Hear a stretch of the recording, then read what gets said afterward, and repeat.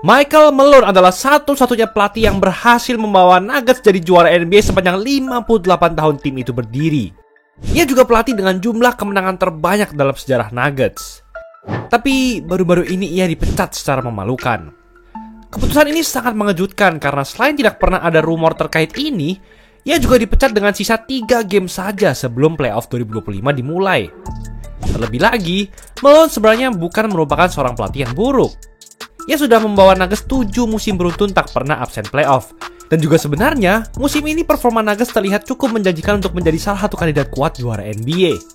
Saat dipegang Malone, Nuggets berhasil mencatatkan rekor menang kalah 47-32. 15 kemenangan di atas rekor rata-rata.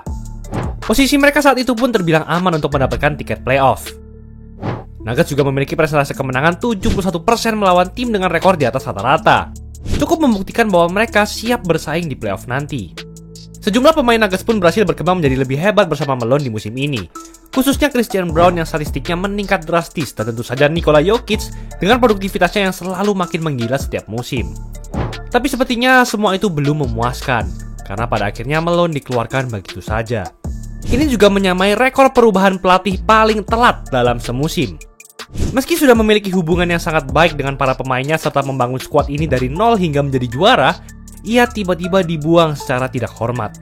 Tapi ternyata Nuggets memiliki banyak sekali drama yang terjadi di balik layar hingga membuat semuanya merasa muak, mulai dari pemain hingga jajaran manajemen. Lihat saja Jokic dalam cuplikan ini. Belum pernah kita semua melihat dia semarah itu kepada rekan setimnya sendiri di depan semua orang. Semua ini berawal setelah Nuggets menjadi juara NBA pada 2023 lalu. Saat itu Nuggets merupakan tim yang sungguh dominan.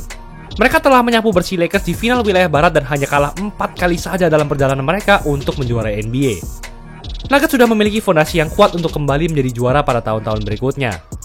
Tapi kesempatan itu mereka lepas seolah-olah mereka menyia-nyiakan masa prime Jokic. Gak lama setelah Nuggets jadi juara, General Manager Nuggets yaitu Calvin Booth secara sukarela melepas beberapa pemain kunci seperti Bruce Brown dan Jeff Green. Sebagai gantinya, Booth memilih untuk merekrut beberapa rookie mulai dari Julian Strawther, Jalen Pickett, dan juga Hunter Tyson. Skuad cadangan yang penuh dengan pemain muda ini tentu tidak akan membawa Nuggets kemana-mana di playoff karena mereka dinilai belum siap. Ini pun terbukti dengan mereka yang harus berjuang mati-matian saat melawan Lakers dan Timberwolves. Dan pada akhirnya mereka dipulangkan secara memalukan di ronde kedua. Dengan roster seperti itu, Malone tidak mempunyai pilihan lagi selain memainkan bintang-bintang utama mereka lebih lama sampai kelelahan. Bahkan sampai membuat Jamal Murray mengalami cedera di playoff itu. Sebagai juara bertahan, ini merupakan sebuah kegagalan yang memalukan. Tapi ternyata semua itu masih merupakan awal dari kacaunya situasi Nuggets. Setelah tereliminasi dari playoff 2024, Booth membiarkan Kentavious Caldwell-Pope keluar begitu saja. Lagi-lagi salah satu pemain kunci dalam skuad kejuaraan mereka. Malone sangat tidak menyukai pergerakan ini. Bahkan sebenarnya Malone dan Booth jarang berbicara dan tidak menyukai satu sama lain. Setiap keputusan untuk pergantian pemain sering Booth lakukan seorang diri. Tidak pernah berdiskusi dengan Malone yang seharusnya memegang kendali terhadap tim secara langsung. Sebagai pelatih, jelas Malone berusaha untuk terus memenangi game dengan pemain-pemain terbaik. Apalagi ia memiliki Jokic yang adalah pemain terhebat di NBA era sekarang. Tapi yang Booth lakukan adalah melepas semua pemain kunci dan menggantinya dengan banyak rookie dan pemain muda dengan harapan mereka dapat terus berkembang dan menjadikan Nuggets sebuah dinasti. Booth memang memiliki niat yang baik, tapi Nuggets sedang berada dalam posisi untuk segera menjadi juara, bukan berniat untuk mengembangkan pemain. Dan ini sangat bertabrakan dengan filosofi Malone. Malone yang tipenya jarang memainkan pemain-pemain muda, akhirnya menghadapi tantangan besar untuk menyusun rotasi tim musim ini. Nikola Jokic, Jamal Murray, dan Michael Porter Jr. semua mencatatkan menit bermain paling banyak sepanjang karirnya di musim ini. Adanya beberapa pemain yang absen untuk waktu yang lama karena cedera juga semakin mempersulit dirinya. Starting line-up yang dipakai selalu berganti-ganti. Selain itu, ada laporan yang mengatakan bahwa beberapa pemain Nuggets tidak suka dengan Malone yang bersikap lebih santai secara eksklusif kepada Jokic dan Murray. Tapi itu masih belum apa-apa. Awalnya cuma sekedar tidak suka, lama-kelamaan mereka jadi hilang harapan kepada Malone karena ia juga memberikan perlakuan spesial kepada Russell Westbrook. Bahkan beberapa bulan lalu, ia rela mengusir Aaron Gordon dari starting line-up demi memasukkan Westbrook. Gordon saat itu memang masih beradaptasi setelah cedera dan Nuggets sedang bermain cukup impresif bersama Westbrook. Tapi tetap saja ada yang merasa dirugikan dengan hal tersebut. Situasi pun makin memanas pada Maret lalu, di mana Nuggets mulai sering bermain tidak konsisten.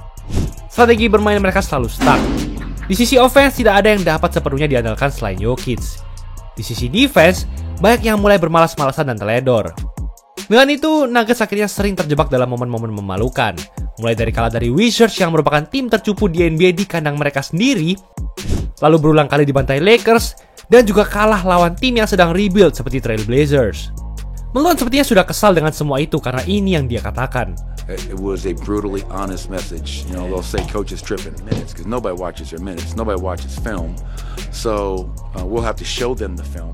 Ia terang-terangan membongkar situasi internal Nuggets yang sedang kacau. Para pemain mulai malas dan tidak percaya kepadanya. Tapi jika kalian mengira ini sudah menjadi faktor terbesar Malone dipecat, kalian salah. Karena apa yang terjadi pada awal April kemarin jauh lebih mengkhawatirkan dari sebelum-sebelumnya. Pada 1 April 2025, Nuggets berhadapan dengan Minnesota Timberwolves yang bisa dibilang merupakan musuh bebuyutan mereka akhir-akhir ini. Malone merasa ini adalah game yang sangat penting untuk dimenangi demi memberikan peringatan kepada seluruh NBA. Sehingga ia menyuruh Jokic untuk terus bermain tanpa istirahat. Pada pertengahan kuarter 4, Nuggets sudah berada di posisi aman dan seharusnya mereka bisa memenangi game ini. Tapi nyatanya, game ini berlangsung bahkan sampai double overtime. Jokic pun memberikan performa yang sangat legendaris dengan mencetak 61 poin, 10 rebounds dan 10 assist dalam bermain 53 menit. Ia berhasil memecah rekor poin tertinggi ketika mendapatkan triple-double. Tapi ini yang terjadi di akhir pertandingan. It's a turnover, 2-on-1, Brown, Westbrook, no, Reeves, feeds, forwards. They got a foul. They got a foul on the three-point shot. Setelah memberikan defense yang sangat baik, Westbrook malah gagal memasukkan wide open layup dan melakukan foul krusial di sisi defense. Timberwolves akhirnya menang melalui free throw, dan Nuggets telah menyia-nyiakan malam bersejarah Jokic. Sejak itu mereka mendapatkan banyak sekali kritik, khususnya Westbrook. Tapi semua itu ternyata masih belum cukup untuk membuat mereka berbenah. Karena dalam game berikutnya, Westbrook lagi-lagi gagal memasukkan layup yang mudah dan akhirnya Nuggets kalah. Kali ini lawan Spurs yang bahkan tidak memiliki Wemby. Nuggets kalah lagi dalam 2 game berikutnya dan di salah satu game itu Jokic mencetak 41 poin, 15 rebounds dan 13 assist. Sangat disayangkan. Dalam 4 game ini pun Malone memilih Pickett untuk menjadi starting point guard dibandingkan Westbrook. Dan ini membuat Booth sangat marah. Tapi di sisi lain, Booth masih sangat marah kepada Malone karena ia masih suka memainkan Westbrook. Di sisi lain, Jokic juga sudah frustasi dengan defense Nuggets yang kacau balau. Dan kabarnya Jokic serta kawan-kawan juga sudah lelah dengan pribadi Malone yang berapi-api. Malone sudah kehilangan kepercayaan para pemainnya. Ditambah dengan permasalahannya dengan Booth yang semakin merugikan tim, akhirnya pimpinan Nuggets memutuskan untuk memecat mereka berdua. Tapi seperti apa nasib Nuggets setelah ini? Posisi Malone akan dipegang oleh asistennya David Edelman. Game pertama dan kedua Nuggets bersama Edelman pun terlihat meyakinkan. Dan jika ia berhasil mempertahankan ini, maka besar kemungkinan ia akan dipromosi menjadi pelatih kepala permanen. Meski semua ini harus terjadi, kita harus tetap mengapresiasi perjuangan Malone selama 10 tahun menjadi pelatih Nuggets. Ia sudah percaya dengan potensi Jokic sejak hari pertama, dan tanpanya kita tidak akan bisa melihat center selegendaris Jokic. Tapi gimana menurut kalian? Apakah pemecatan Malone ini merupakan keputusan yang baik bagi Nuggets? Dan seperti apa nasib mereka di playoff nanti? Coba komen dong. Itulah episode kali ini. Mumpung masih ada promo lebaran custom jersey cuma 70.000 khusus bulan April, gas cekot aja di Easy Sportswear. Free design tanpa minimal order plus free voucher lagi. Jangan lupa like dan subscribe agar channel ini bisa berkembang dan menghasilkan video menarik lainnya. Thanks for watching, I'll see you in the next video.